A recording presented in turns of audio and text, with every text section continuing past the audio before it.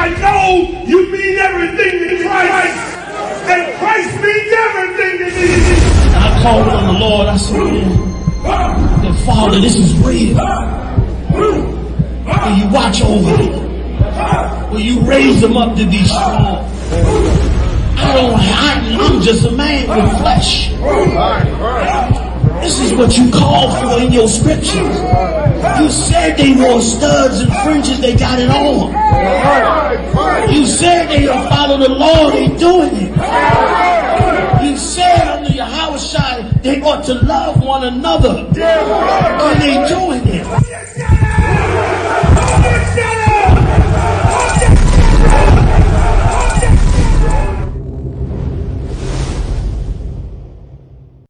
We're in front of the Israeli School, Universal Practical Knowledge, the Philadelphia Division, here at 3226 Cheltenham Avenue in Philadelphia.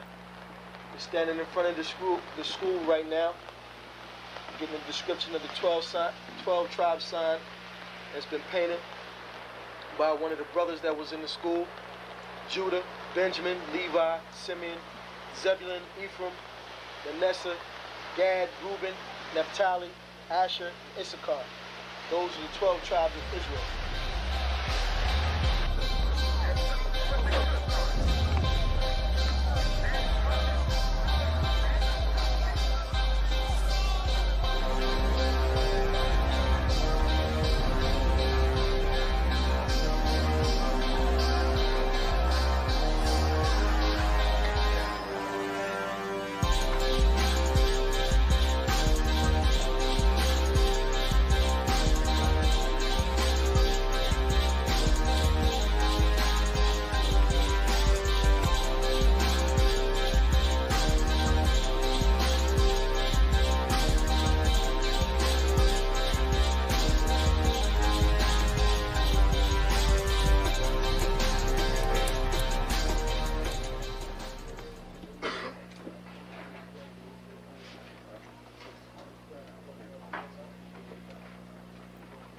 Shalom. Shalom. You've been waiting for this day, so this day has finally come. A lot of you have been wondering where this knowledge that you've been hearing is coming from, and the powerful truth that you've been hearing, how this was established. Well, we finally were able to arrange for the priests to come down from New York and spend some time with us. And I'd like to introduce them if I can. These are some great brothers. We're very glad to have them with us. We want to make them feel as warm as possible, because this is their work and the extension of their work and what they've laid down some time ago. I'd like to introduce, first of all, priest and Sixth Shield General, 4th in command in the nation of Israel, Lahab. I'd like to salute this brother. March up. Barak.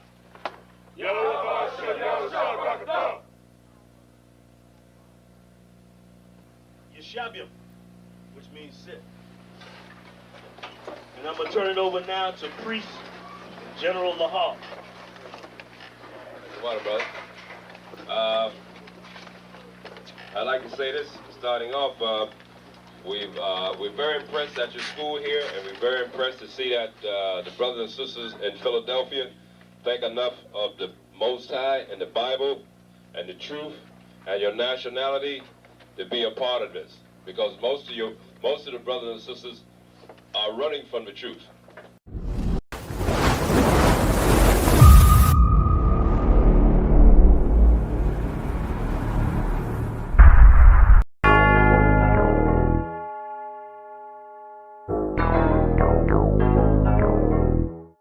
Ironic. You know the truth is the truth, that's all I know. Cry loud and spare not, you gon' get exposed. A few real niggas left, you not one of those. Real soldiers, we was born to stand 10 toes. If he ain't one West, that nigga not one of mine. He got a purple 12, me, I got a black 9. The truth is the wife of my youth, chopper my concubine. Had to die to get my rib, that bitch forever mine. You know the game, a bishop gotta be blameless. But GMS teaching niggas to be rapists. They screaming we snitch. When Jordan Morgan was killed by your brother, y'all ain't say shit. Real prophets only dwell in the UPK. PSA, we don't sign NDAs. Real prophets only dwell in the UPK. PSA, we don't sign NDAs. 100 deep, 100 shields on, that's 100 priests. 100 boots, that's 200 feet. Tongue like a sword when I fucking speak. Teach you how to fish instead of fucking leech. Stop selling drugs instead of trying to fuck with me. Knowledgeable, but I'm rude in my fucking speech. Life is about warfare, not no fucking peace. Big bitch, I cry loud when I fucking speak. Make them wait a year before they fuck with me. Turn a street nigga to a fucking priest. Cross a priest and I promise you forever sleep.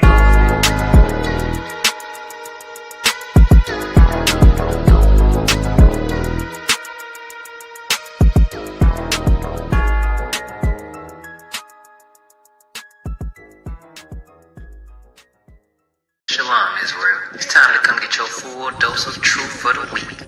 You got Mondays, history class, taught by Officer 500 Shariwan and Officer 500 Ahabawan. 7 to 9 p.m. Eastern Standard Time. Tuesday, you got Word to the Unwise podcast from 6 to 7 p.m. Followed by the main event, Captain and Priest Hadaria Allah, teaching scripture breakdown, the Bible like you never heard it before. 7 to 9 p.m. Eastern Standard. Wednesday, we got Priest and Officer 1000 Awaja teaching you all about the law. Tune in. 7 to 9 p.m. Eastern Standard Time. Thursday, you got myself, Priest and Officer 5000 Kazak Amoff, joined by Priest and Officer 500 Barak Yah, teaching you the Brotherhood class from 5 to 7 p.m. Friday, learn to speak in the Holy Tongue, the Lashawan Kodash class, taught by Officer 1000 Katab. 7 to 9 p.m. Eastern Standard Time.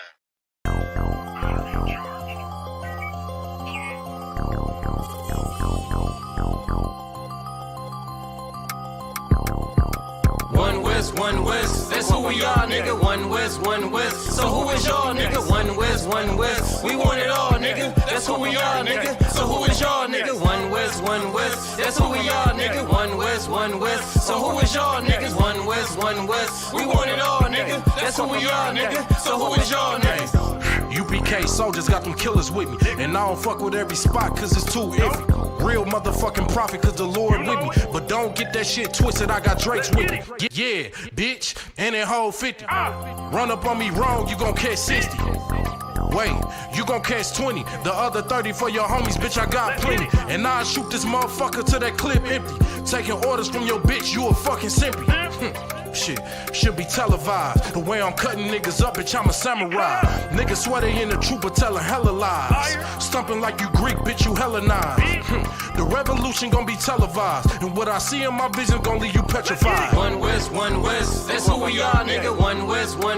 So who is y'all, nigga? One West. We want it all, nigga. That's who we are, nigga. So who is y'all, nigga? One West. That's who we are, nigga. One West. So who is y'all, niggas? One West. We want it all, nigga. That's who we are, nigga. So who is y'all, niggas? UPK soldiers lead cowards and awe. So fuck a gas stop. I came with 6 pumps in my car. My niggas ready to swing. We like kids at the park. So touch a chair around this bitch and we breaking your jaw. They think we Christian, but we not. Nothing about us is soft. I don't know what you niggas on, but that shit get you off. We booted up. We came to take zones for real. Black 40 under my garment. I be dressed to kill. Fourth dimension sitting linger. I be fresh for real. Putting scripts on your corners, but these here ain't pills. We rock covers. You official if you know those drills. Bread and water, you official if you know those meals. Yeah, you niggas soldiers get rolled over. You got police in your pocket, I got a judge in my holster. Oppressors out to get us, so remain sober. Or be chained to them chains till there's nothing that remains of us. A cult leader like Christ, we got the same culture. I bang on them, tell my enemies the reign's over.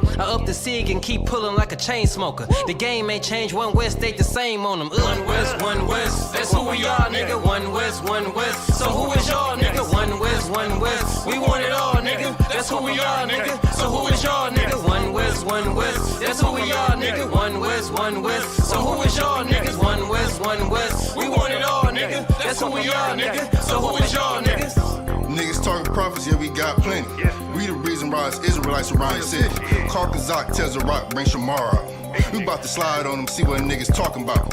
Young dog think he wise cause he a Kim head. That shit lame, they didn't survive, nigga, Kim is dead.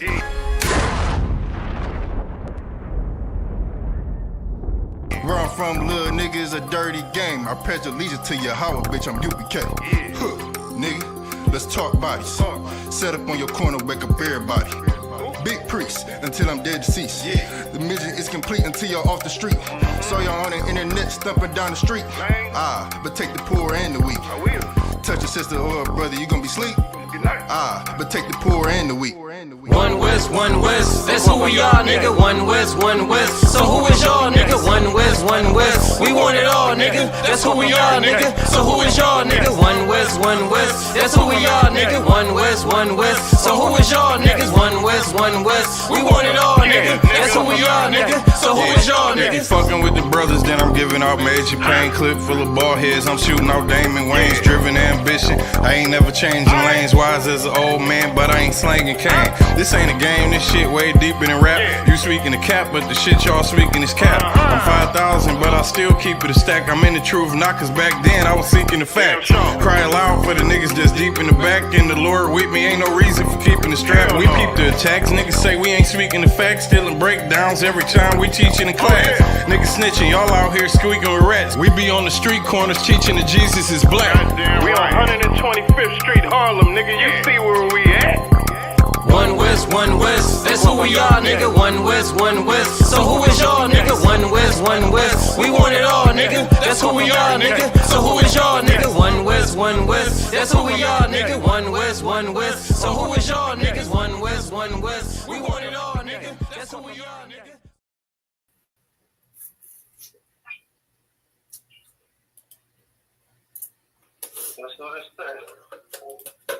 You hear me, sir?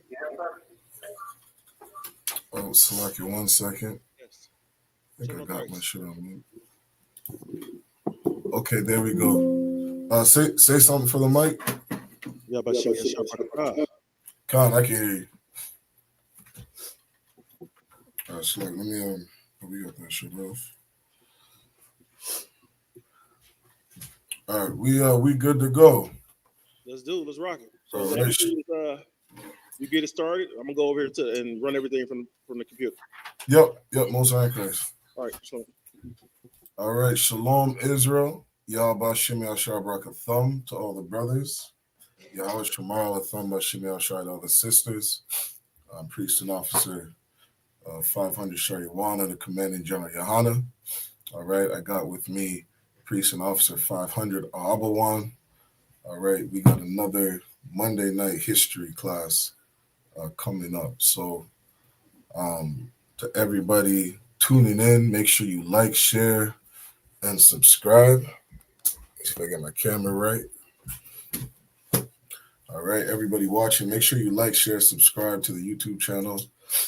Comment if you're watching live. Make sure you comment. Help get the algorithms up.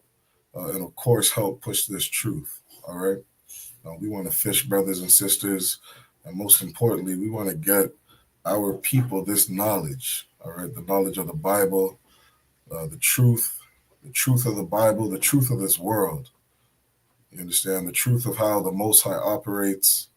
You understand? And how he runs everything. Dispel all the lies that people have told on the Bible. And truly give Blacks, Hispanics, and Indigenous the medicine that they need to help them in this life. You see, for too long, Blacks, Hispanics, and Indigenous living in the bottom of society, living in the ghettos, barrios, and reservations, and we're lacking the truth of the Bible. We're lacking our culture. We're lacking our identity. And without these things, we stay destroyed as a people. And so this Monday night history class that we do, me and the mighty priest, Officer 500 Ahabawan, this history class is to give Blacks, Hispanics, and Indigenous the history of our people told from us. You understand? We've been told, for so long about things like Christopher Columbus Day, right? Like, Ahabawan, what were you told about Christopher Columbus growing up? Can you hear me, sir? Yeah, kind. Well, the first thing we learned in my public school education was that Columbus discovered America, right? So right. It was Columbus landed on the American grounds, and he discovered America when it was already people here. If you go to look farther into your history book, and then we were told that the people that were here were savages. Right. Okay. And does America still celebrate Christopher Columbus Day? Right now, it's in between Columbus Day and this new thing that they brought up just maybe a couple years ago called Indigenous People Day. Okay. Right? So it's still on the same day, and they're still celebrating the atrocities that happened, to our people. Right.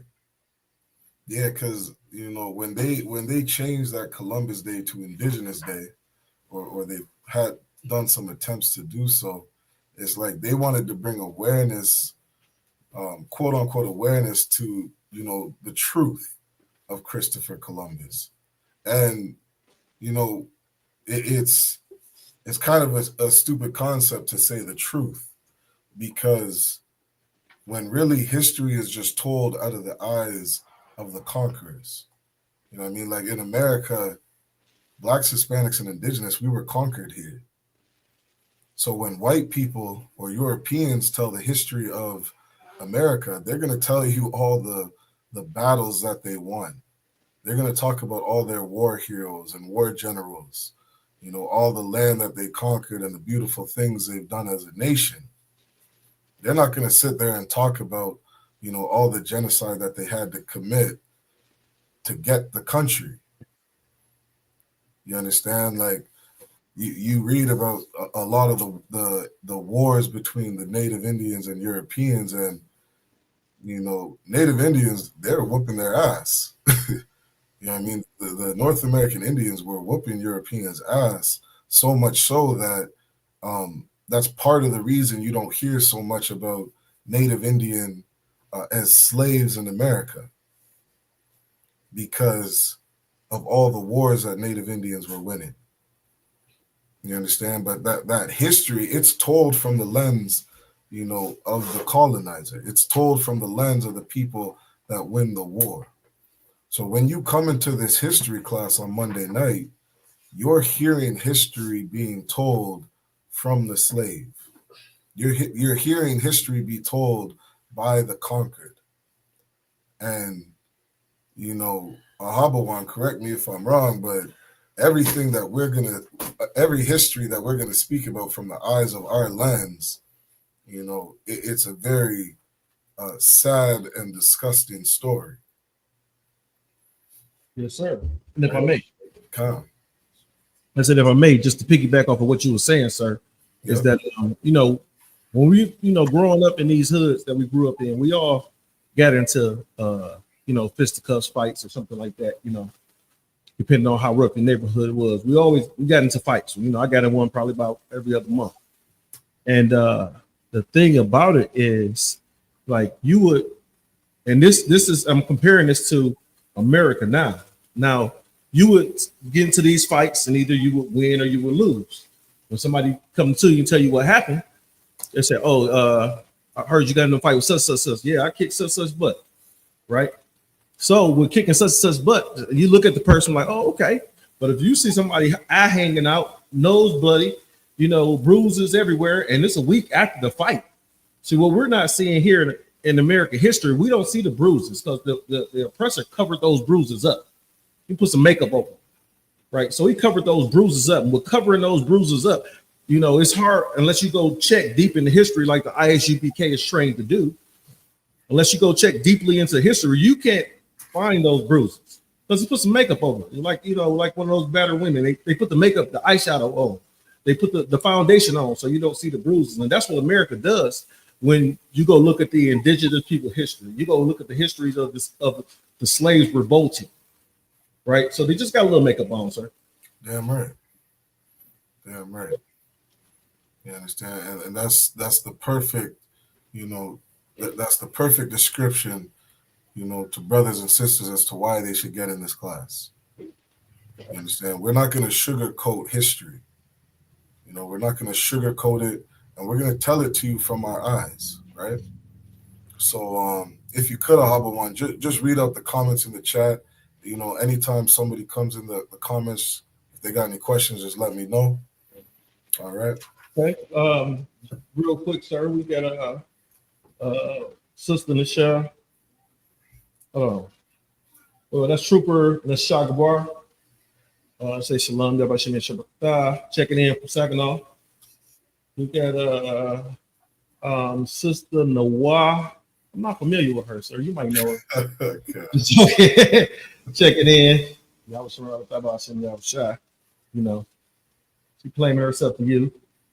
You know, and that's what we got right now. You know, any questions, any comments, you know, please keep the algorithm up, like, share, subscribe, pay your tags. Most High in Christ. So let's get into it. All right. You know, today's class, what we're gonna get into is, you know, not only breaking down the lies told on the North American Indians, but, you know, letting them know who they are. You know what I mean? Like there's a quote from Commanding General Yohana in the ISUPK, our leader, you know, who said, you know, Europeans have had us here in slavery for over 400 years, and they still, being so cruel, have not told us our identity. They're the ones who told the native Indian that when you come to that residential school, you got to cut off your hair. You can't have that braid because we want you to assimilate into our culture. They were forcing native Indians onto these different, you know, into these different boarding schools because it was a form of stripping them of their culture, stripping them of their identity. And so when you have something passed and say, correct me if I'm wrong, Ahabawan, I believe that was 1865 when they say slavery is abolished. Yeah. And yeah, so in 1865, if you abolish slavery, wouldn't you at some point start to rectify the crimes that you've committed? If you really looked at it as such an atrocity, because they'll tell us in 2025, oh, slavery is over. Slavery is over. You know, all the things that were done in the past are over. That was our ancestors. That's not who we are today. That's not who us Europeans are today. And so if you're so disgusted at what your ancestors did, why wouldn't you in like an elementary school teach the slaves their identity? Why wouldn't you say, I'm sorry for stripping your culture. I'm sorry for forcing you on border schools and you know, making it mandatory that you speak our language, making it mandatory that you conform to Christianity, making it mandatory that you conform to our culture. Why wouldn't you give them their culture back? You know, why wouldn't you give them, you know, all the artifacts, all the spoils of war that you took from these people and give them their identity back? It's such a crazy and cruel concept to think, but these people had us here, raped, robbed, and murdered us, beat our culture out of us, and did nothing to rectify it. You're only now, maybe 2-3 years ago, saying, we're not going to call it Christopher Columbus Day. Let's call it Indigenous Day. If I may, sir. Con, go ahead. We got a comment. Person by the name of Great Blackness says, and he's commenting on what you said. He says they're not going to do that because they will have to give up their land and give it back to us. Correct. And this is that you can't say I make an apology or I make an amends and leave it at that. If I was to just say I was to steal something from you and I say I apologize, I will have to give you that back which I've stolen, or give you something that was comprehensible to whatever the value of that, of whatever it was that I've taken from you. So in order for me to say I apologize for stealing from you, I will have to give you whatever I stole from you back, or give you the equal or greater value of what it is that I've taken. And you already know our oppressor is not going to give up that financial grip that he has over us. God. If I could, Ahabon, can you grab Jeremiah chapter 6, verse 14? Oh, course. Because, you know, this goes right into the topic that the indigenous people, they truly are the children of God. You know, what you said was so on point, Ahabon. And, you know, great blackness, that's an excellent point that you bring up. And these things, like this knowledge is found in the Bible. Like Christ said, ye shall know the truth, and the truth shall set you free. You know, one of the things that we have to do here in America is free our minds from that mental bondage, that mental slavery. We got to free our minds of, you know, their culture, their Christianity, their weed, their drugs, you know, their way of life, their marriage certificate. We got to free ourselves of the garbage that they gave us and really take back our identity. Read that if you could, Ahabon. Sir. This is Jeremiah chapter 6 and verse 14. They have healed also the hurt of the daughter of my people, slight, saying, peace, peace, when there is no peace. Read that again from the top. They have healed also the hurt of the daughter of my people, slight. My what? My people. My people. They have healed the hurt of the daughter of my people. Like indigenous people are hurting. They're crying out on the reservations. Like I remember seeing this this massive what do you call those? Oh man, what's that word? You know when you see those big advertisements, Ahabon, the billboard. Uh-huh. There was this massive billboard outside of a reservation. And on that billboard, it said, please stop stealing our women. Like indigenous people, they are hurting. Yes, sir. And Europeans, they have healed the daughter of my people slightly. And how do they do that? By saying peace. They say, let's not call it Christopher Columbus Day, but let's call it Indigenous Day. Let's have a Black History Month, an Indigenous Awareness Month. But you still keep them in the reservations. Mm-hmm. You still don't give them clean drinking water.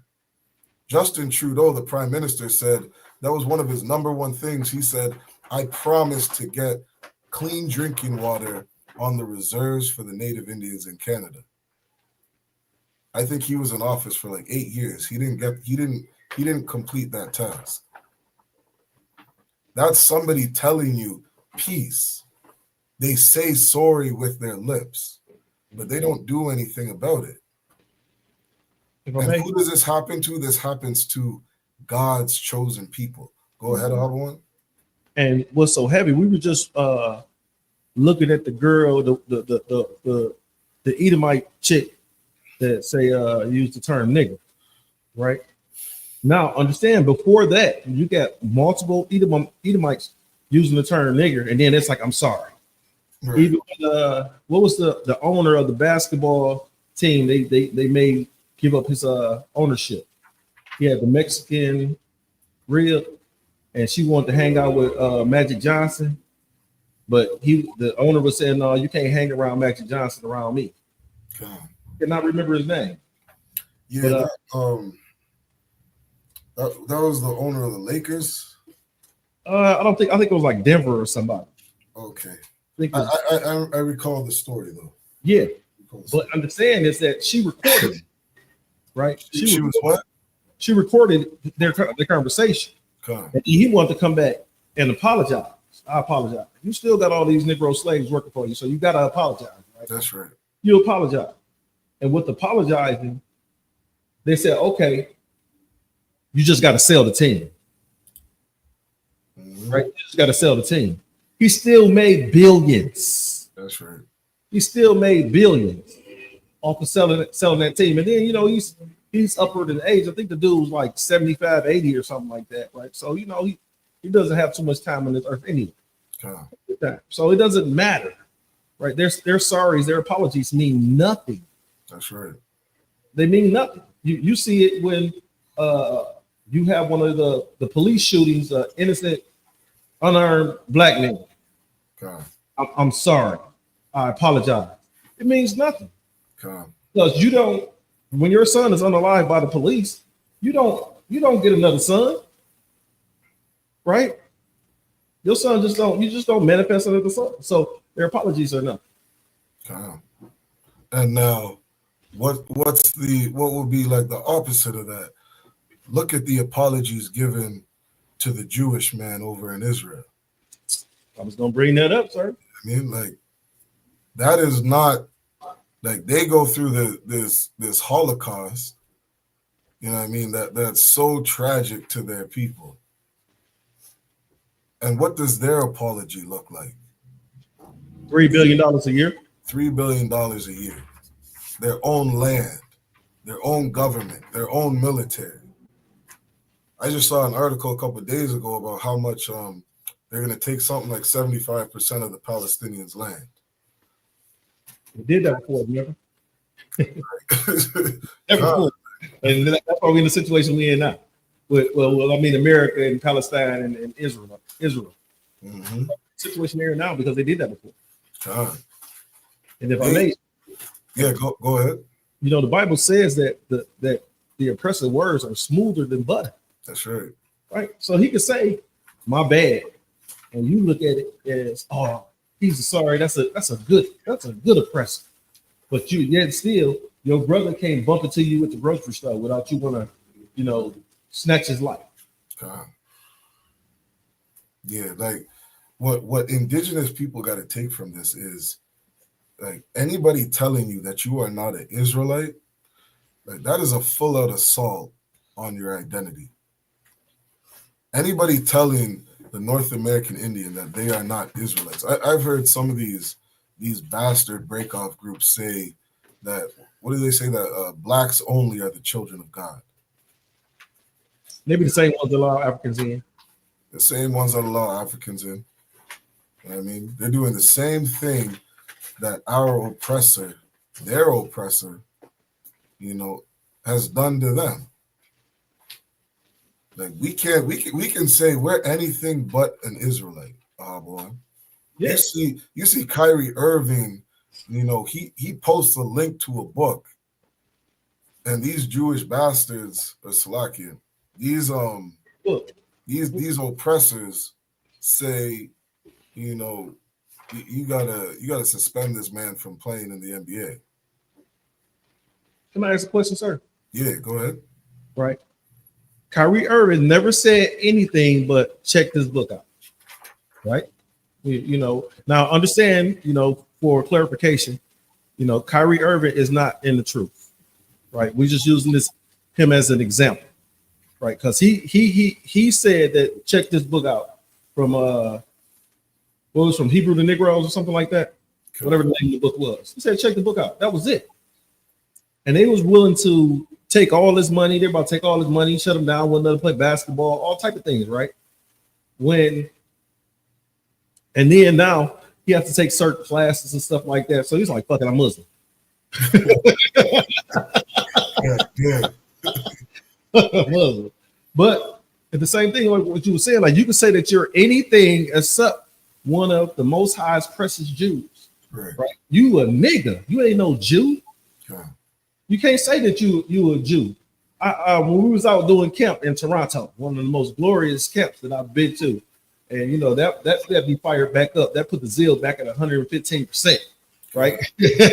I was at 99. I was like, dang, my zeal wearing off. Like, I was back at 115. Regular is balanced now. And a little somebody of Asian descent was driving down the street behind the camp and was yelling out the car, "Y'all Jews? Y'all not effing Jews? Y'all not effing Jews?" Right? God. So my question is, even if, as soon as, well, I'm gonna say it like this. It's not a question. My statement is this: is that you asked the question earlier, like, what does reparations look like? And what it looks like is Are people being taught their history, right? Are people being taught their true language? You know, are people being taught how to get along with one another, right? Are people being taught and having our history broke down to us? What that sound like? ISUPK. That's right. Being taught their history. Tuesday, people being broke down of our history, a breakdown, the scriptures of our history. Tuesday nights, breakdown of our history. Wednesday nights, we've been taught the laws that we're supposed to govern, that we're supposed to do in history. Right? Thursday, brotherhood. Fridays, we've been taught our languages. So reparations look like the UPK in charge. Yeah, but so like when you had said that, you know, my immediate thought was, you know, it's so stupid to call or idiotic to call ISUPK a hate group. Like ISUPK, we are a love group. We're a literal love group. Damn right. Our love is for Blacks, Hispanics, and Indigenous. Like I'm about to go through some history and biblical prophecy to show that the native Indians are the children of God. And what that is showing our people love. We're actually doing something. You know, like, professionals will say, you know, low self-esteem comes from a lack of culture and a lack of identity. The Asian man knows his culture. He knows his identity. He has a God that he prays to. You understand? The Africans, the Europeans, the Koreans, the Muslims or the East Indians, they all have an identity. They have a language. You come to the ISUPK, come to a class on Friday, learn your Hebrew. Learn the language that your ancestors spoke. You come to this history class, learn your identity, who you are, where you come from, your forefathers. It says in the Apocrypha, you know, we descend from great men, you know, from Abraham, from Isaac, from Noah. You know, these are brothers who are men of renown. This is our history. The whole world, like the Bible is the number one sold book across the world. And that's your history, Black man. That's your history, Native Indian man. That's your culture. That's our culture. And that's what we do in the ISUPK. Well, if I could, Ahabawan, grab Deuteronomy chapter 28, verse 15. Because in understanding, you know, who we are as a people, the best way to identify the children of Israel is through prophecy. You look at the Jewish man in Israel, he doesn't fit shit. Like we just read Jeremiah 6 and 14. You know what I mean? His people were not healed slightly. Mm-hmm. The oppression that he went through, that he claims he went through, he was healed. He was given a land. They're speaking Yiddish over in Israel. You know what I mean? They have their own language and culture and identity. They have, in Tel Aviv, they have the largest gay pride parade in Israel. It's the largest in the world. Largest in the world. That's their culture. They scream it loud and proud. They have their culture over there. Gay people in Israel are not oppressed. You understand? They're free to do whatever they want. But you Black man, Hispanic man, Native Indian man, your culture's in the Bible. The Lord said that a man laying with another man is an abomination. Like you can't be a Jamaican, a brother from the tribe of Benjamin, and be free to be, you know, loud and proud and gay in Jamaica. They're going to unalive you. You know what I mean? Like that's our culture. Yes. You understand? And so we have to really come back to that culture. But when you start to understand prophecy, you know, you'll see that the Jewish man in Israel, he doesn't fit that prophecy. To say that the native Indians are not the children of God, you don't understand prophecy, right? Read that verse if you could, Bubba. I may real quick, sir. Yeah, go ahead. So I just it just popped in my head that, you know, we make fun and call them small hats. So now they rainbow color small hats. God. Rainbow color small hats. This is Deuteronomy chapter 28, verse 15. But it shall come to pass, if thou wilt not hearken unto the voice of the Lord thy God, to observe, to do all his commandments and his statutes, which I command thee this day, that all these curses shall come upon thee and overtake thee. God, we read this verse. This is such a foundation to the ISUPK and to understanding who you are, Black, Hispanic, and Native Indian man. Understand that there are a people walking the earth that are in a covenant with the Most High. And in Deuteronomy 28, it explains what will happen to those people if they listen. And it also explains what will happen to those people if they do not listen. And so you have to look at this and, you know, identify the children of Israel. You know, if you claim to believe in God, you know, everybody wants to say that, you know, the Bible is the word of God and it's real and it's true, and I believe this book. Well, if you really believe this book, it's giving you an outline in Deuteronomy 28 of what will happen to God's chosen people. There is no way in hell you can fit any race of people outside of Blacks, Hispanics, and Indigenous into this book. Jump down to verse 32.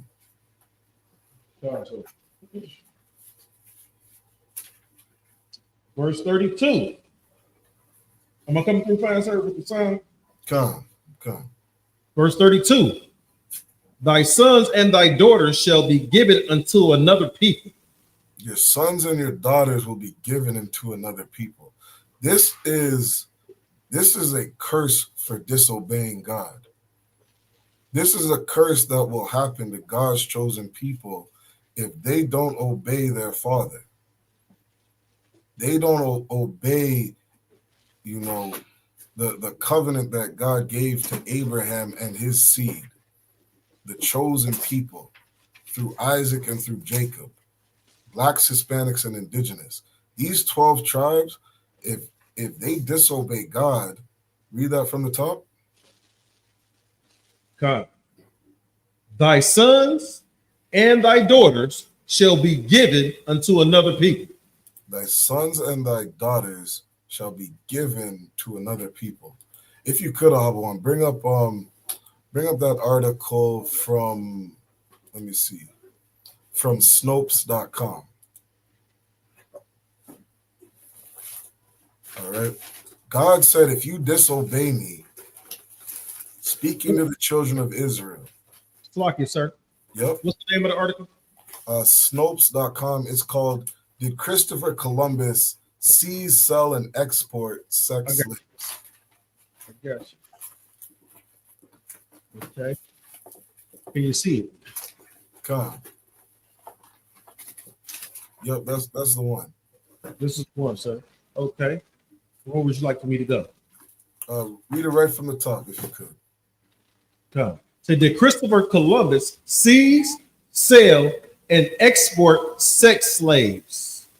You know, last week we talked about this about the with the fancy girls. That's right. Claim Christopher Columbus sold sex slaves, some as young as 9 years old. Dang. Was true. Ample evidence exists to show that Columbus was responsible for forcing thousands of natives on the Caribbean islands into slave labor. Thousands of who? Natives on the Caribbean islands into slave labor. There's ample evidence. Ample, that means a lot. There's so much evidence out there that you cannot refute this. You cannot refute that Christopher Columbus was responsible for forcing thousands of natives on the Caribbean islands throughout Spain or Portugal to Africa, different parts of the world, the Arab slave trade. Christopher Columbus is known for being responsible for transporting the most slaves out of any slave trader. These are the things Christopher Columbus is known for. And he did this, not only did he do this to blacks, he did this to natives. Right? A lot of people don't like to talk about this, or a lot of people don't hear about this, but the natives were a part of the first slave trade by Europeans. And he was coming over to what they call the New World, and he was taking natives and selling them back over to Spain. So if I may, sir. Khan, go ahead. So Christopher Columbus was a damn pimp. Khan. Yeah, he was a sexual deviant. Just as it says in the Bible, there is no greater fornicator than Esau. That's in the Bible. Fornication is sexual immorality. Okay. You were going to say something? I was going to say, this is the same thing what Christopher Columbus did that Sean Puffy Combs on trial for right now. And this is why when you come to this class, the greatest thing you could do, black man, Hispanic man, indigenous man, stop voting. Stop putting your faith in the European man's system, because his way of life and his culture is terrible for you. Like Sean Puffy Combs, you out here following Europeans, and look what is happening to your life. We cannot do that as a people. We have to reject everything that these people have given us. Every way of life that they have is disgusting. Like, you look up, you start looking into things like the sex trade.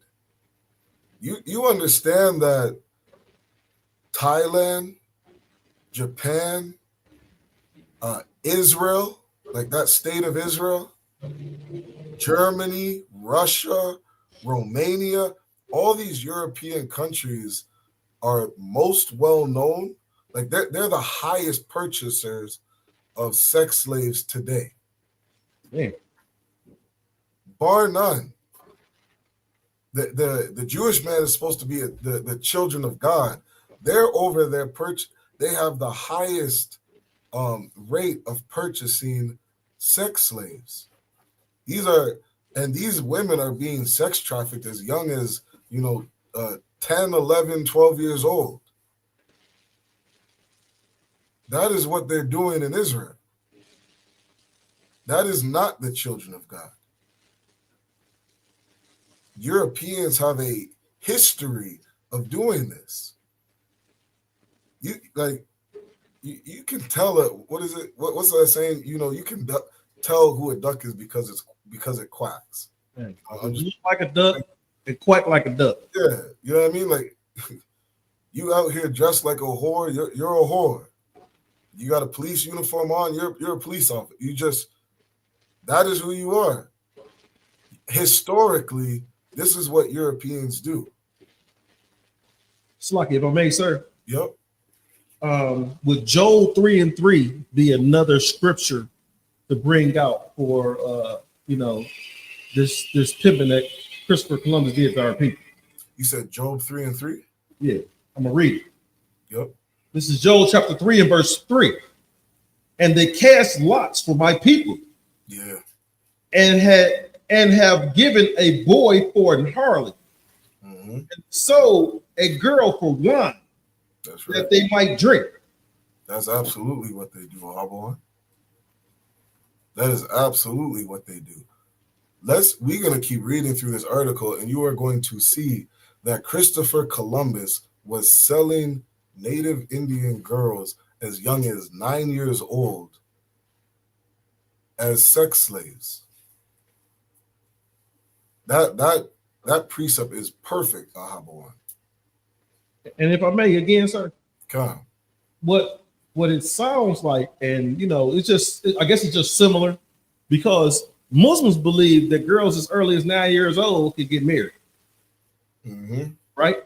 Now, Christopher Columbus believed that he could sell these girls as early as 9 years old. It made me think, I'm just throwing something out there. It made me think, was the Muslims buying the so-called daughters and wives, of these sex traffickers?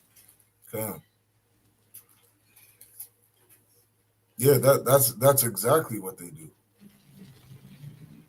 That is so on point to what they do. You know what I mean? It's not just young girls, it's also young boys. You know what I mean? And look through the history of Europeans being in power.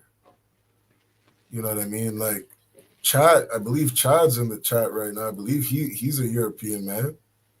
He should be able to tell you that, people like Alexander the Great, who we would call Alexander the Freak, he was a proud homosexual. He was very proud in the lovers that he had. Rome was very proud and normalized things like pederasty, a grown man being with a little boy. That's their culture. You know what I mean? I would love for Europeans to tell Blacks, Hispanics, and Indigenous what was their culture. What was our culture before slavery? What was our culture before forced assimilation? What were some of the things that we did? All right? Mm-hmm. Let's keep reading this article. Okay. What's false? However, the specific quotation offered as evidence in a widely shared meme, although accurate and authentic, came from a longer passage written by Columbus. In context, Columbus was neutrally describing the specific practice of buying and selling 9-year-old girls. And in that particular letter, he neither endorsed it or condemned it, nor admitted to personally taking part of it. God. So people like to say, well, we don't know if Christopher Columbus was actually purchasing sex slaves. Well, if you could, Abawan, jump down and let's read what he actually wrote. And it starts where it says, Columbus provided native sex slaves to his men. Columbus provided native sex slaves to his men. In addition to putting the native to work as slaves in his gold mines, Columbus also sold sex slaves to his men. He did what? Is 9. Yeah, he sold sex slaves to his men. Now, get me straight on this, Ahabawan. If you're gonna say Christopher Columbus was not a partaker in this, how do you as a man defend yourself when you are selling slaves, sex slaves, to your men? What's heavy about it, sir, is that, just say I owned a car dealership. You know what I'm saying? And you was like, hey, Abawan, I need a car. I'm gonna get you, I gotta pay the dealers, the OEM for these cars. So I'm gonna get you a low price. I'm gonna get you the lowest price you could get on that ticket because you're my man's, right? Because we look out for each other. So Christopher Columbus, if these were his men, these were his partners, he would have sold them not looking to make a profit, but at least try to break even. Right. So he probably sold these slaves for cheap. But since you haven't seen the movie Django, I'm not going to quote it. Let's keep going on this. Columbus and his men also raided villages for sex and sport. For what? Sex and sport. Columbus and his men also raided villages for sex and sport. So it was just a game to Christopher Columbus to find a young native woman and what? Molest her? Sexually assault her? I'm not sure what words I can use without us getting cut off. This is what he did as a game. What do you think kind of man that this is? Well, in today's modern society, they will lock these individuals. Well, these individuals are supposed to be behind bars. Right.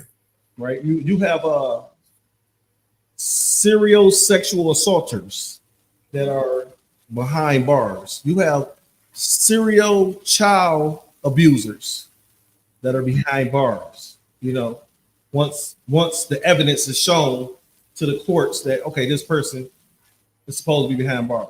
Come.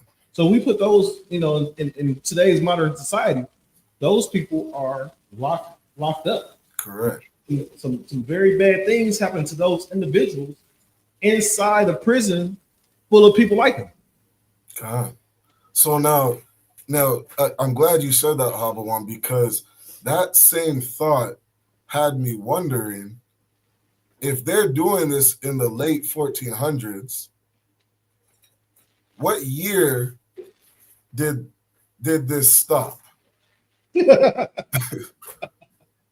what I mean? Because I'm like, because you know, these people are being locked up today if you get busted with this.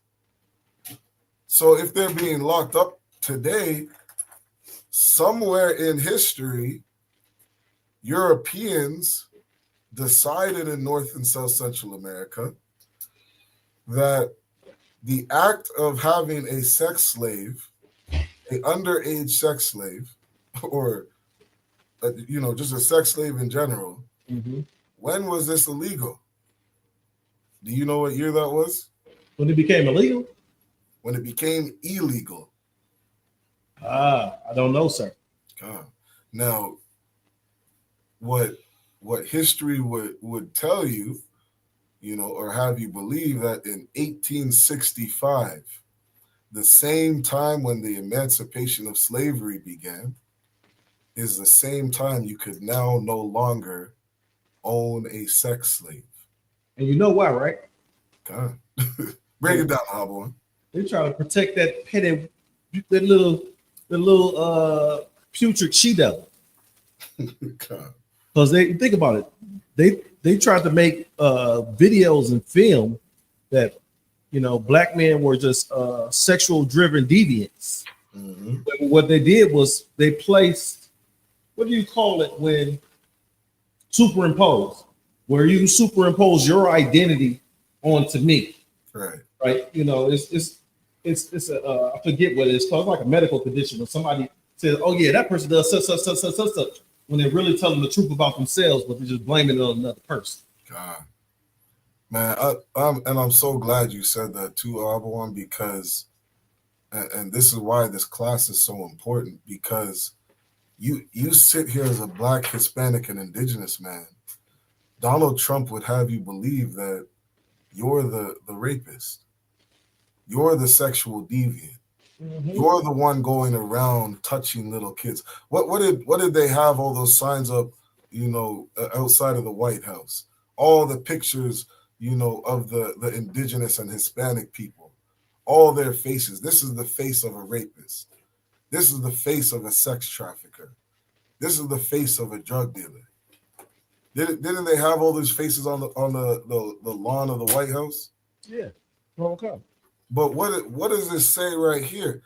Christopher Columbus is doing this shit for fun. So hold on, sir. So you try to tell me this is the face of a sex trafficker? That is the face of us. That is the face of the most disgusting, the most diabolical sex trafficker you could see on the face of the earth. So if I may, come. I want to speak to Israel. Israel, Keep this individual in the back of your imprinted in your mind, because right now, according to the evidence that now understand, this evidence is a collection of data that these oppressors put out. Am I correct, sir? And they said that their own brother, Christopher Columbus, their own forefather, is the face of what it says right here: native slave sex. Hold on, native sex slaves. This is the face of the man who sold little girls and little boys and women and men to his homies, his friends, you know, his counterpartners as sex slaves. Keep that face right there. Keep it in your mind. Because if you see this individual right here, he's a sex trafficker. Grab Deuteronomy 28, jump down to verse 68. You say jump down to verse what, sir? Verse 68, 28 and 68.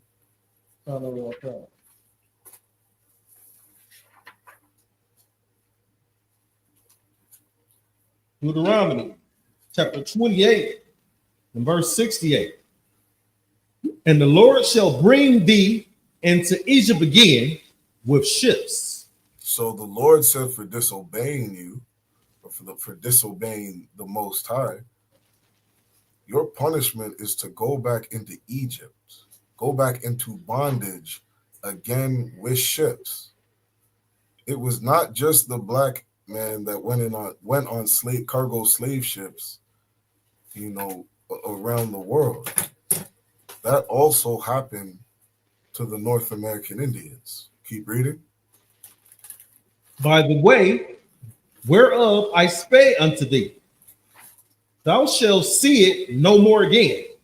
You're not going to see your homeland again. You're not. You're going to be uprooted. You're going to be put on a ship, and you're not going to see your homeland again. Keep reading. They shall see it, thou shalt see it no more again. And there ye shall be sold unto your enemies. You're put on an auction block, and you are sold as property to a people that hate you, to a people that would use your little girls and little boys as sex slaves. You would be put into captivity and serve hard bondage. It's going to be hard bondage because these are your enemies. These are people that do not like you. They hate you. They take pleasure in seeing your destruction. You would be sold to your enemies. And that happened to the North American Indians. If I may, please. Okay. Besides a certain, individual that oppress your people, what is something that you hate, right? What is something that you dislike, Israel?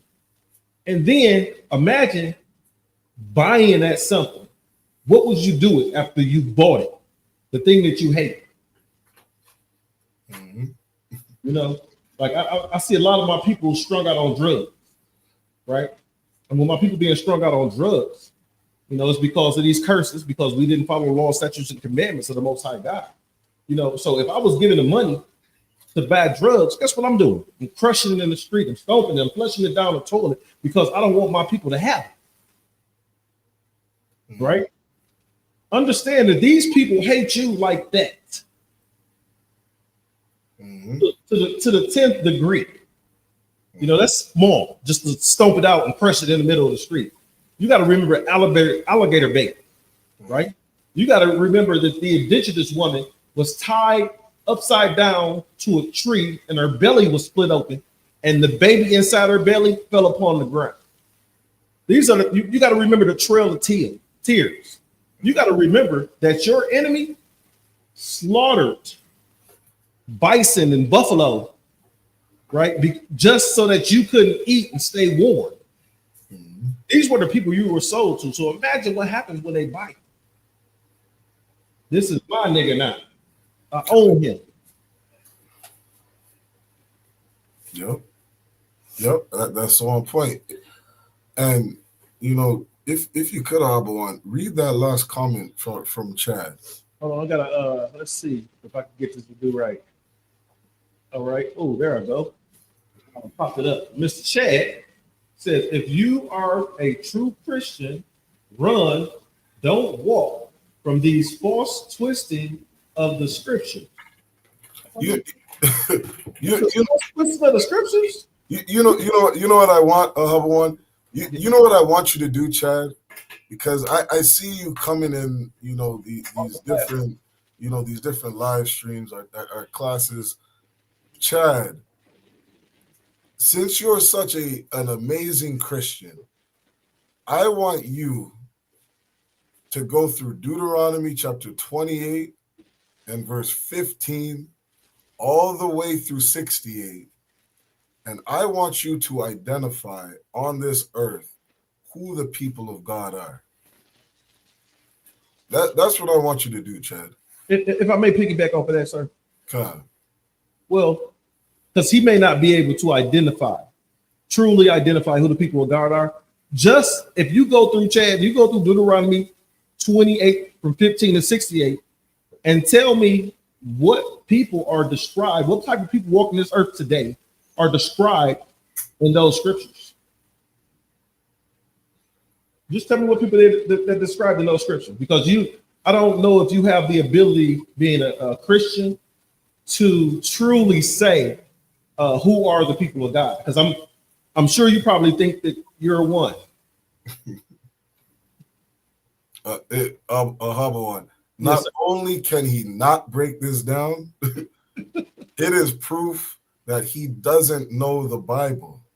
And if you don't know the Bible, how would you know anybody is twisting scriptures?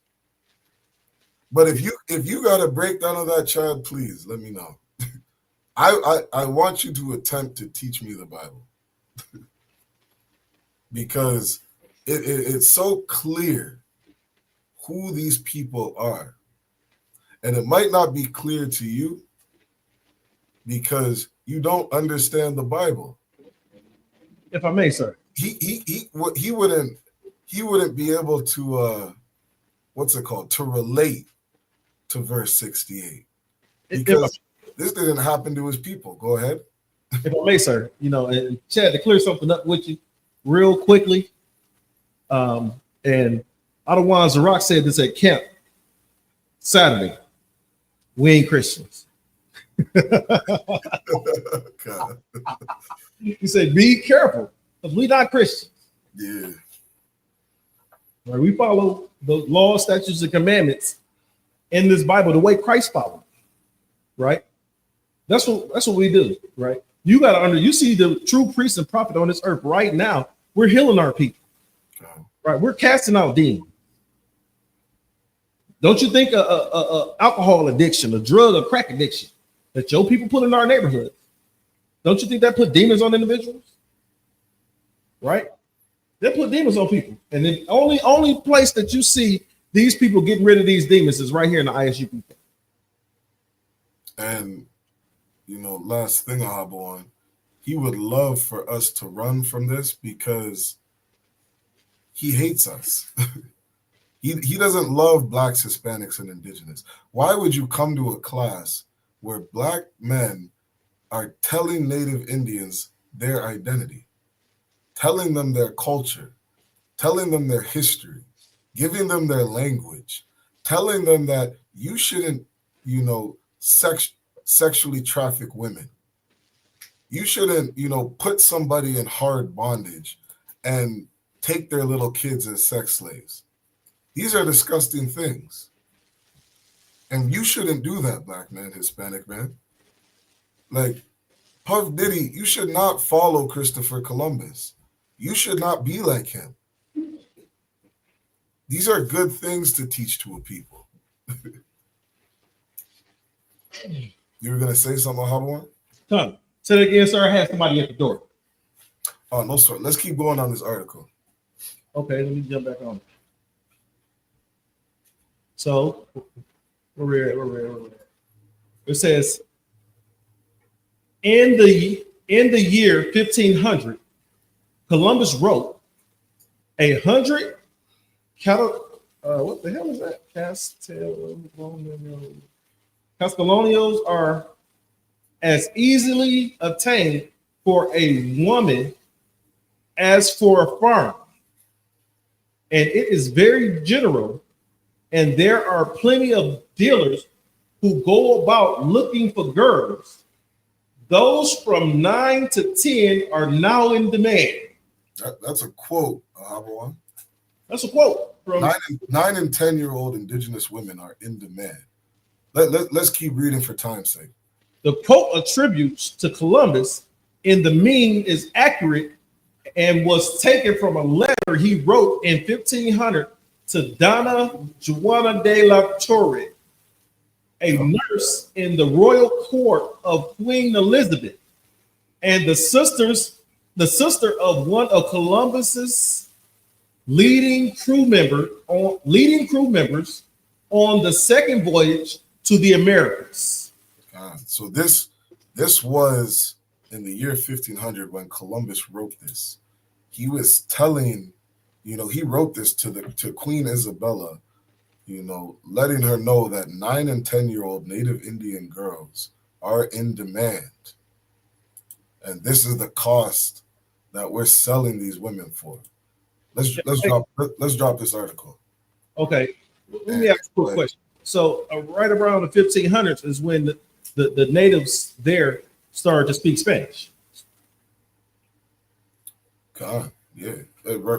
As soon as you start having colonization come over here, they're telling us, to get rid of our culture and conform, from the minute we're over here. Right? Yes, sir. And again, this is our history. Black and brown people, blacks, Hispanics, and indigenous, we have to unite. It says in Zephaniah 2:1, gather yourselves together, O nation not desired. Native Indians, you are not desired as a nation of people. Black man, you are not desired as a nation of people. Hispanic man, you are not desired as a nation of people. The world will look down on you and say these people are disgusting. The world looks down on us because of all the things that they see in the media. They don't have respect for us as a nation of people. They despise us. We're a nation that are not desired. But North American man and woman, don't ever let anybody tell you you are not a child of God. If I could, I want to grab Deuteronomy chapter 33 and verse 20. All right. And I want you to pull up that other article I sent you on the Old West. The Old West and the origins of scalping.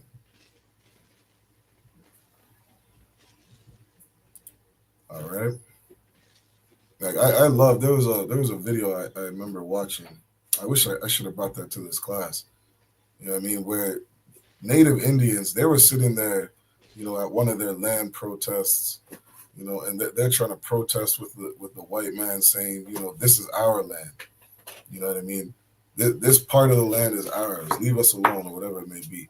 And the way they're being treated, going back and forth, with all the military and the police and all the government of Canada, they're sitting there looking and pleading with these Europeans saying, you guys really think that we're savages?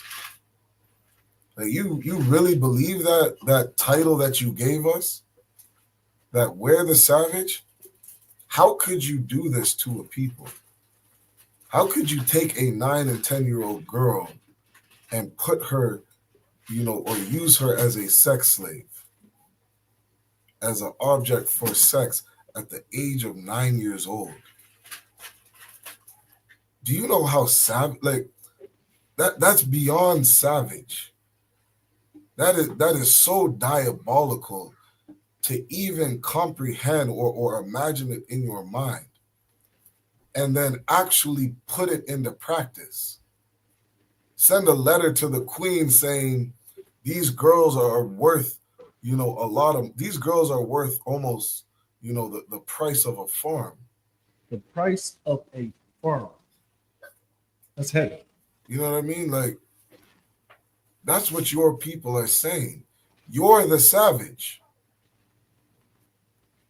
You are not an Israelite. You are a savage. And your history, Esau, is all throughout the Bible. All your disgusting and diabolical ways are all in the Bible. We know who the white man is, and we know who the North American Indian is. Read that verse for me, Ahabon.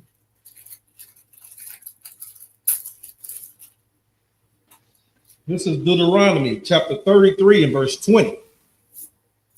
And of Gad, he said. Of who? Of Gad. Of Gad. This is one of the 12 tribes of the nation of Israel. Israel is a multitude of nations, Chad. Like, when you see nations in the Bible, understand that Israel is more than one nation. We are 12 tribes, and Gad is one of those nations. Keep reading. Blessed be he that enlarges Gad. He dwelleth as a lion, and teareth the arm with the crown of the slocket, and teareth the arm with the crown of the head. Read that again, Ahabo. He teareth the what? And teareth the arm with the crown of the head. Teareth the arm with the crown of the head. This was a blessing given to Gad, a blessing spoken of about the nation of Gad in the Bible, given to Moses from the Most High, speaking on the children of Gad. This is scalping in the Bible.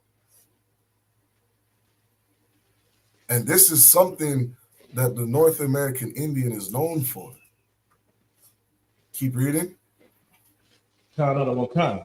He provided the first part of himself for himself, because there in a portion of the lawgiver was he seated. And he came with the heads of the people. The what? The heads of the people. Look, man, y'all Christians do not know the Bible. Y'all really got to leave us the fuck alone. Like, the Christian church is dead. They have never known the Bible, and they can never give you your identity, black man. They can never give you your identity, Hispanic and North American man. How are you going to fix your low self-esteem issues if you don't know your culture? Low self-esteem leads to so many different issues in our community. Drug abuse, drug addiction, unaliving yourself. Like, these things are rooted in low self-esteem. How are you going to fix poverty in a community when you as a people don't give a damn about your community? You don't care to live because your life is hell. There's so many issues in our community that cannot be fixed in the Christian church. You want to know, one of the number one ways that a woman gets sold into sex trafficking today, Ahabawan? Explain, please. She don't have a father in the house. Yes, sir. She's living in poverty. Yes, sir. She doesn't have protection. She's in an orphanage and foster care. The number one child in foster care is the indigenous child. Y'all got rid of boarding schools, and you went from boarding schools to forcing the government to take these kids and sell them into foster homes. You understand, Ahabawan, that after they got rid of these boarding schools in Canada, these residential schools, that the government of Canada came and said, you know what? If you live in poverty, you are not a fit parent. And if you're not a fit parent, the government is going to come and take your children. And they're going to force them into foster care. They're going to force them into an orphanage. And that child at the age of 10, they're going to drop out of school. They're going to be out doing some fuckery. And some grown-ass man is going to come steal this young woman. And she's going into sex trafficking. She's going to be sold over in Thailand, over in Israel, over in Germany, over in Romania as a sex slave. You're going to say something, Mahabon? I say what's so heavy about that is you were speaking about the sign that you seen that says stop taking our women. Stop taking our women. And I looked it up, and it's hundreds of thousands of our sisters, just the sisters. I'm not talking about the brothers, just the sisters that are missing every year. No one knows what happened to this young lady, this sister. No one knows what happened to this sister. Well, someone knows, but they're just not bringing the information out. Right. And then you have you were talking about the border foster care.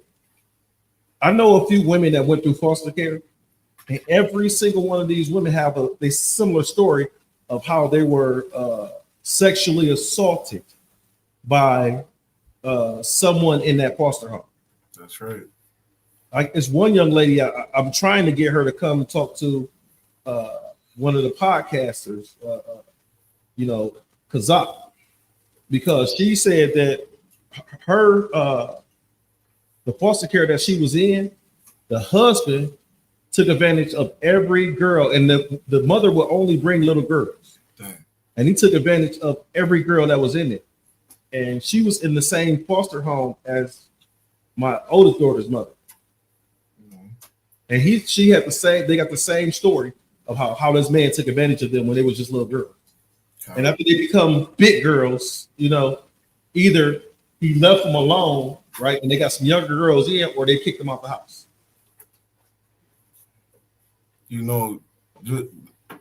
Just thinking about that, Ahabawan, there is no greater nightmare than one of our any of our babies, the boys or girls, being forced into a foster care home with an oppressor. You're right in the fucking lion's den. You're a sheep living amongst wolves. Every day you wake up, there is a wolf right in front of you. It was just a story about a brother and sister in foster care, and they had them sleeping in like a garage or something like that. Oh, I saw. That's a good. That'd be a good article to bring up. Yeah, I seen that. I can't remember. There was like 3 or 4 kids that they had locked up in a barn or something like that. I wish I could find an article. I don't remember enough on it to search it out. Yeah, they just got busted for that shit. But that's, man. But look how long they had the children was in there for years. For years. And what helps them cover it up is that you can so-called homeschool your kids. But with so-called homeschooling, really with foster care, you should have a social worker that's talked to these kids, every 3 or 4 months. And then these social workers have to act on what they heard from the child. Whether it be false or true, you still have to go and investigate, right? And that would be an easy check and balance for these children that are in foster care, right? Because all the state does is drop them off in foster care and get a parents a check, and they don't check up on the children. Man, if I could go further, what did General Muhammad say in class the other day? If you are a child who you think you're being touched inappropriately, you need to come and tell the general. I go further and say, fuck the social worker, Arbon. You need to find a brother in the ISUPK. Find a school nearest you, find that number, you know what I mean, and start talking to those brothers. Start coming to class. You know, check in. You got questions, you need some counsel. You're wondering if, you know, this adult that is around you is doing things they shouldn't be doing. Report that shit to one of us. My daughter, well, you know, usually she's 7. My youngest daughter's 7. Okay. And when we go out, you know, usually I have on one of my covers, or I have on my UPK jacket, or, you know, UPK gear. And, you know, that draws attention. And at 7 years old, you know, she's been asking me this since she's like 4 or 5. She's like, Daddy, are you famous? Are you famous? Because everybody always look to you and talk to you. Are you famous? I say, yeah, and that's because of Commander General Yahya. I say, when people see us, even though you get these naysayers like Chad saying we're twisting the scriptures and we're pushing out hate speech, why do our people feel so safe when we're around? The young fellas in Canada, right? They felt safe when we were there. That's right. If you were watching, they had a young one of the young ladies that was with them got into an argument with some oppressor. She got kicking his bag and everything. And right, what they did was they seen us and they immediately separated the oppressor and the sister. Right? What would have happened if we wouldn't have been there? We would have had some young brothers going to jail. Because think about it, the young brothers if they would have sided with the sister, right? They might attack that oppressor, and then guess what? Now we got brothers going to jail. We don't want to do that. We don't want brothers going to jail for no oppressor. That's right. Right. The ISUPK is the safest organization anybody can be in. So if you're a young child out there, like Ottawa said, if you're a young child out there, get in touch with one of these brothers or sisters. Find a brother in the ISUPK. Get in touch with them and tell them what's going on. Damn right. You will receive help. Damn right. You will receive help. Somebody is going to show up. Somebody's going to show up. Somebody's going to be there. Right? These young kids that got a problem with going to school and bullying and stuff like that. Find a member of the ISUPK. Because you will be walked to school by 100 brothers. Damn right. Damn right. Read that verse for me again, boy.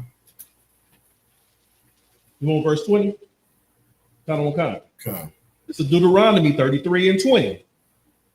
And of Gad, he said, blessed be he that enlarges Gad.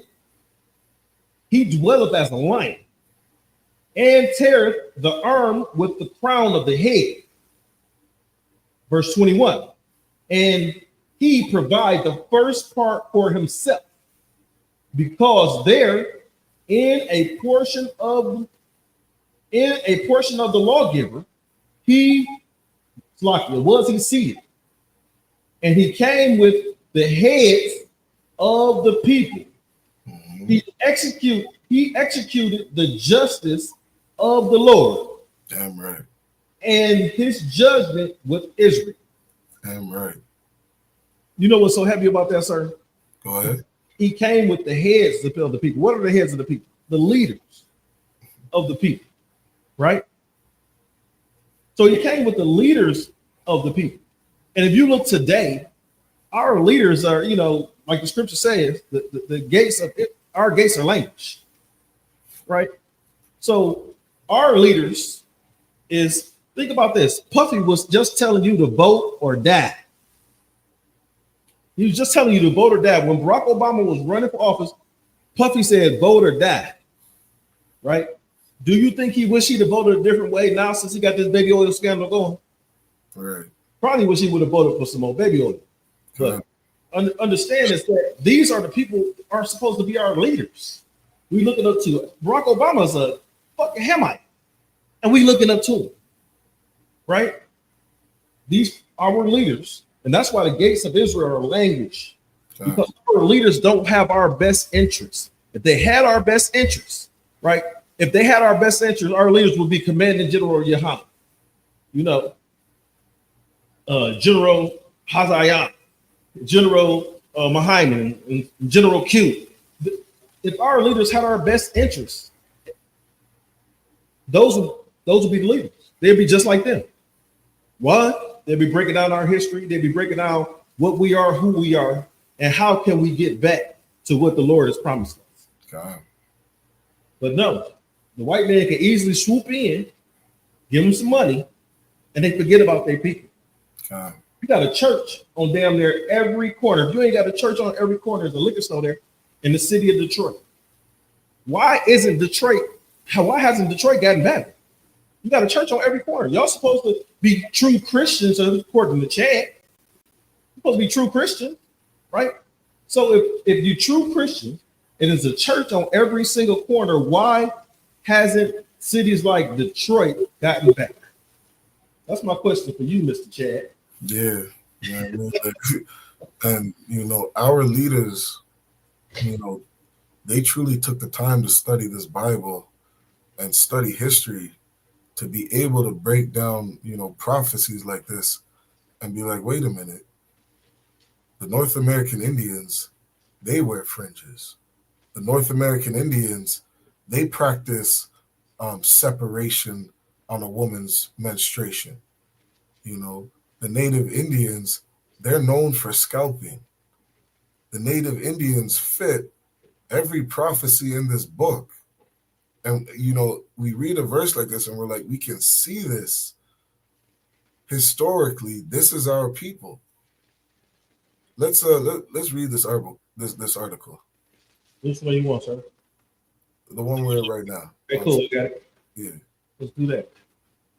This is the origin of scalping, a true and surprising history. Native Americans may have invented scalping, but European contacts accelerated it, and the history behind scalping is culturally complex. This article says the Native Americans invented scalping. And hey, look, if I could real quick, like scalping is a very what's the word? Like a particular or meticulous practice. Like it takes a certain skill to cut a man's skin off, right at the right point, and then, or just enough to where they rip the hair with the scalp, and that all comes off in one. Like, scalping is, something that God is blessed with. Like, it's a skill, it's a talent. Like what do they call it? Like a trade. You know what I mean? If I may, sir. Come on, go ahead. Well, using no fillet knife, they was using axes to do this. Yeah, like, I don't, like, people wouldn't understand this, of course, because everybody's not going around scalping people. But this, like, to take the tools that they had and do this with such precision, you know what I mean? Like, only the children of God could do this. Right? Let's keep reading. Yeah, I'm a fisher. So with me filleting fish, I'll take that fillet knife and I ride against that rib bone to get that meat. You understand? Right? Then I flip it and ride it against the backside of the skin to get the meat from the other side to remove the skin. What's so heavy about it is that fillet knife bends and folds with the body of the fish. God. That axe don't. God. Yeah, imagine using that fillet knife and you're just cutting the skin enough on the fish, or say just under the scales enough to just pull up the skin to where you could rip it apart. Like it takes a precision. You know what I mean? Yeah, that's precision. I don't have that yet. I'm gonna have one of these Native American brothers teach me how to scalp. They're gonna have to teach me. In the new kingdom, I'm gonna have to know how to scalp. Like, here I got another one. Good. Good. Let's keep reading. There's another article I want to get to if we got enough time. Come on, sir. Let's get through it. The idea that the Native American routinely and vigorously scalp their enemies is a common perception that holds to the present. Historical accounts have given strength to this belief. One such narrative is found in the history concerning the Battle of Wabash between a confederacy of Native American tribes versus the American Army in 1791. The aftermath of the battle is painted through the eyes of a survivor, Stephen Littell, who witnessed the defeat of the American forces. So right there it says that the Native American brothers was whooping American ass. That's right. Awful was the scene presented to him there. So this is the account that a man was giving of what he saw. Keep reading. It says the bodies of 700 of the killed and wounded encumbering the ground of the space of about 350 yards. It was a cold, frosty morning. The scalped heads presented a very revolting spectacle. A particular vapor or steam ascended from them all. Many of the poor creatures were still alive, and groans were heard on all sides. Several of the wounded implored young Littell to put an end to their misery. So these people who were just scalped, they're yelling out, begging to be put out of their misery. Now, the reason, I wanted to read that part too is because here's a good example I could give now, Habawan. You think about trying to fillet that fish when it's alive. I do, sir. When I finish filleting, it's still alive. So it's flopping around and you cutting it. Yes, sir. Sometimes, well, think about it. If you bring it to water for about 5 minutes, they flop around a lot less. Okay. Right? But as you're cutting, you still have some movement. Okay. So now think about this. It's easier to do it when the fish is dead, right? Much easier. It would be a lot easier to do it when the fish is dead. Yes, sir.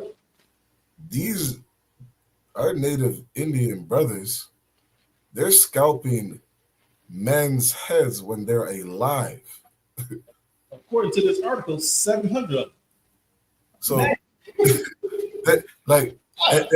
and you'll see, like, historically they'll give you accounts of, they'll tell you today how much easier it is to scalp a man when he's dead. Yes, sir. It is a skill to scalp a man's head in such precision when he's alive. If I may, sir. Okay, go ahead. And that reminds me of when Peter had removed the ear from the Roman soldier. Okay. I wonder, because I have to go back and check and see what tribe Peter was from. But, with him being able to remove that guy with the sword, think about the precision you have to have with a sword, not to cut somebody's whole head off, a whole body off. Right. These Native American brothers was going through scaffolding and didn't cut the entire freaking head off. Mm-hmm. You know what I'm saying? And leaving them alive. That's right. I fillet fish and take the remains and put it back in where I got it from, and you see them swim off. Okay. Right. So it sounded like these oppressors wasn't walking away after they were scattered. That's right. Because they could have unalived themselves. That's right. Yeah, that's heavy, huh? Let me read the next part. What is scalping? No, let's drop this. Let's get the next one. Okay. I sent you one on let's see. I sent you one on fashion, the fashion archives. I believe that's what I sent you. I got You did the truth of scalping. You did. Oh yeah, see the one on the history of fringe. We'll get through this really quick just for time's sake, and then I see the origin of scalping and why thousands of indigenous women have where thousands, why thousands of indigenous women. I got smoke signals. Oh, let's grab that smoke signal. Okay. What kind? Sorry. Yeah. Ready? Grab for me Judges. What is that? Judges chapter 20. Grab Judges 20 and verse 38. Because here's another, just another example, of seeing yourself in the Bible, seeing your ancestors, seeing your culture, Black man, Hispanic man, indigenous man. You're going to find your culture in the Bible. You're going to find a lot of the things that you practice are in the Bible. Some Cap Kataza says all the time, the people out there who teach only blacks are the Israelites. Only the Negro in America are Israelites. You got to understand that the other 10 tribes. You say Judges 20 and what's that? Judges chapter 20 and verse 38. Come on. Like, we got to understand that, these other 10 tribes, they have way more archaeology, showing and connecting them to the children of Israel than the Black in America does. Not saying that we don't have lots, but like there's no questions about who you are. When you start to read through these scriptures and see what your people were doing. All right, go ahead and read that for me, Alwan. This is Judges chapter 20 and verse 38. Now there was an appointed sign between the men of Israel and the liars in wait. An appointed sign. Keep reading. Come on. That they should make a great flame with smoke. A great flame with smoke. With smoke. Make a great flame with smoke. Rise up out of the city. Rise up out of the city. Okay, keep this in your mind, all right, as we read through these scriptures. Keep going. Verse 39. And when the men of Israel retired in the battle. Retired in the what? In the battle. So they're using this sign during a battle. Keep going. Benjamin began to smite and kill of the men of Israel about 30 persons. So the children of Israel are in battle against each other. Keep going. For they said, surely they are smitten down before us, as in the first battle. Verse 40. But when the flame began to rise up out of the city with a pillar of smoke, the Benjamites looked behind them, and behold, the flame of the city ascended up to heaven. Okay. This right here, this was a signal used during war. This is a smoke signal in your history books. Now, you want to think about different war tactics and things like this. Historically, what nation of people were using smoke signals for war? You only gonna find this shit in our history. Yes, sir. If I may, God. It was the Native Americans. That's right. There are so many recorded wars between Native Indians and European settlers all throughout the 1700s. Like tons and tons of wars. And this is something that God is known for doing. the native Indians are known for doing. You know what I mean? My dad's from Jamaica, the Benjamin, according to the Bible. And I always heard stories growing up of the Maroons. And this was a group of what they called natives. They call them the Maroons. They're native to Jamaica, or they were the indigenous of Jamaica, and how they fought off the Europeans when they came to Jamaica. And they used smoke signals. They would set smoke signals in the mountains so that they could communicate to one another that Europeans were coming. And they could communicate from a very long distance along the island because of using this tactic. Let's read through this article real quick. We'll just get a couple points. It says smoke signals. Fact and information about the history and culture of Native Americans, including the subject of smoke signals. Descriptions and definitions of smoke signals, materials required to make smoke signals, different uses and purposes of smoke signals, messages and meanings of smoke signals, interesting fact and information about Native American smoke signals. It says Native American culture, smoke signals.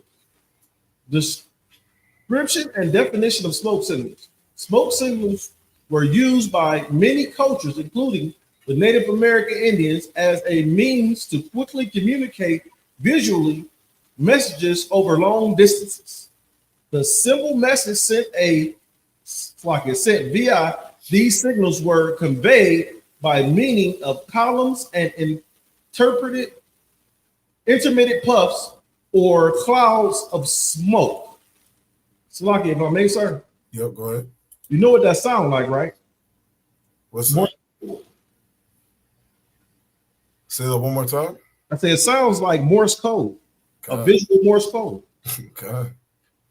It says materials required to send smoke signals. Native American Indian tribes have their own system of making fire.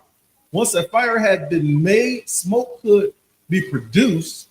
The fire gave off smoke consisting of visual gases and fine particles given off by burning materials.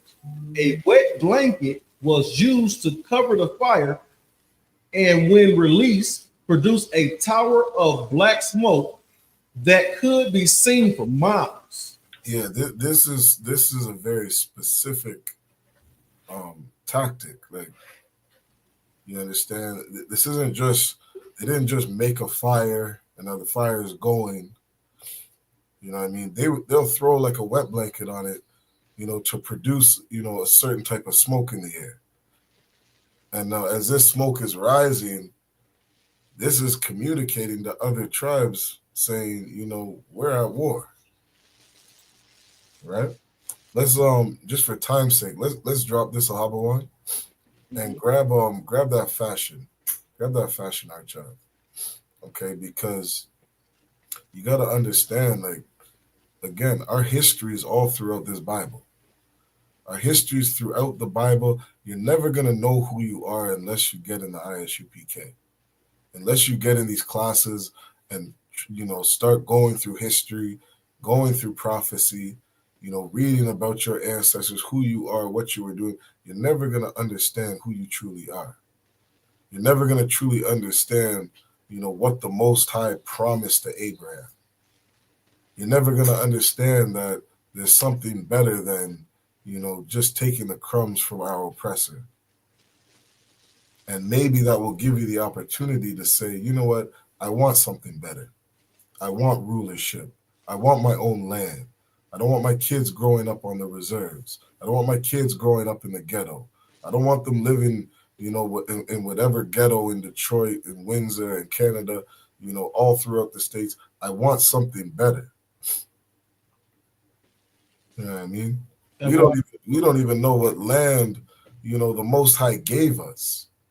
Yeah, right. You can read in Genesis, I believe that's 18, might be 10 and 18, where it says, where the Most High created the nations, and he divided the lands and the bounds thereof. He gave, different nations of people different portions of this earth. If I may, sir. Yeah, go ahead. Real quick, we got some new guy by the name of Barak Yala. Mighty priest Barak Yala. So look, right. What's going on, priest? Yeah, let's read through this article real quick. So this is Fashion Archives, the history of fringes. It says fringes, the decorative trim on clothing, not the British version of bangs. Yeah, it's right from the jump. It's separated. These fringes are not European culture. The article starts with fringes, the decorative trim on clothing, not the British version of bangs. God. It says in Numbers chapter 15 and verse 38, where Moses told the children of Israel to make them a border of blue or a trim of blue around the borders of their garments, and to put fringes on it. This was something that Moses told the children of Israel to do. Right? Keep reading. Yes. It says, fringes have made quite a comeback on the fashion scene as of late. You can spot it being used in a variety of styles, from rugged suede jackets to glamorous party dresses. This embellishment is definitely trending. Although this is just one of many revivals. The words are real choppy over here. Okay. In fact, fringes trim has been in and out of fashion for well over 100 years and has existed for centuries. Ancient Mesopotamia. Fringes originated in 3000 BC in Mesopotamia or present-day Iraq. Present-day what? Iraq. Yeah, but black man, Hispanic man, and indigenous man. That whole Middle East, Salakia. That whole Middle East, the whole Middle East that, Salakia, my allergies. That whole Middle East that you see today,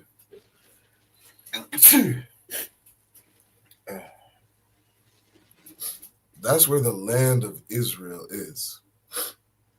You can look up, when you're reading in Genesis, when you see the Tigris and Euphrates River, those four waters, those four rivers that, surround that land, that is all of the Middle East. That's the land that was promised to Abraham. You understand? And this is where, scholars will say different words like Mesopotamia. You know what I mean? Or they'll say present day Iraq. That whole Middle Eastern area, that was our land. Right? Keep reading. Fringes originated in 3000 BC in Mesopotamia or present day Iraq. It is believed to have been worn widely in many civilizations and by all classes of people. While no physical evidence of Mesopotamian fringes exists today, the people of this period left behind details, sculptures, statues, and written accounts that give us a picture of what this ancient embellishment was like. Fringe was used mainly in skirts and shawls, used to adorn garments woven from the cotton or linen, and for the wealthy silk. It came in a variety of styles. Mm-hmm. Straight, knotted, tied in a unique design. And this was used to adorn what? It says, it says fringes was used mainly in skirts and shawls, used to adorn garments woven in from cotton or linen, and for the wealthy, silk. God. It came in a variety of styles, hanging straight, knotted, or tied into unique designs. Now, understand, black man, Hispanic man, indigenous man, a garment is your outer wearing piece. You know what I mean? Like you see the indigenous people today, and they'll, have their what do they call? They're called powwows. You know what I mean? They have garments on, and they do up their garments beautifully. You know what I mean? They're using this to a special location or at a special event. This is what fringes were mainly put on.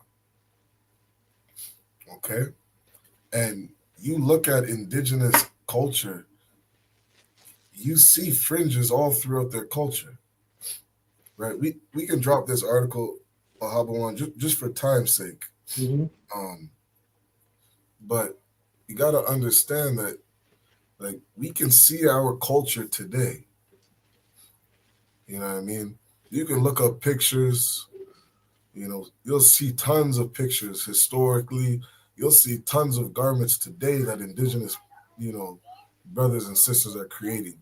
And these are beautiful garments. Many times, what was it they said? I'll have to bring up that history another time, but many times they'll put that ribbon of blue, they'll put that strip of blue on their garment. You'll see it on women's skirts and different things like this. That's all through our culture. All right. Anything you wanted to bring up, Ahabawan? No, sir. This has been a heavy class. Okay. Been a heavy class. It's like these classes are getting more of a deep dive, because I have to present these classes. I have to do some study, and I wasn't always a good student in high school and college. Figured out to cheat. 2 degrees later, we found another way to cheat. But what I'm saying is this, sir, is just that the name of this class is Native Indians aren't savages. Christopher Columbus called it our sisters and brothers savages. Right? They are Israelites, chosen people of God, right? And I hope Chad go and do his homework assignment and figure out who and what people is Deuteronomy 28, verse 15 through 68. What people are they talking about? Right? They're talking about the 12 tribes. Right? It's only talking about one people, and that's God's chosen. And what we do each and every Monday is we present historic artifacts, articles, as well as scripture to back up what we're saying. To teach you, Black, Native American man, and Hispanic man, indigenous man, to teach you, right? To teach you. And it helps us learn more about our history. That's all I got to say. That's heavy. And I would say the time restraint on the class, it didn't allow me to go more in, to the savageness, the savage nature of our oppressor. You know what I mean? Like Christopher Columbus is such a small part, an extremely small part of all the atrocities that these people have done to us. You know what I mean? And we really got to understand, Black man, Hispanic man, indigenous man, like, you are not a savage. You are a nation that is above all people on the face of the earth.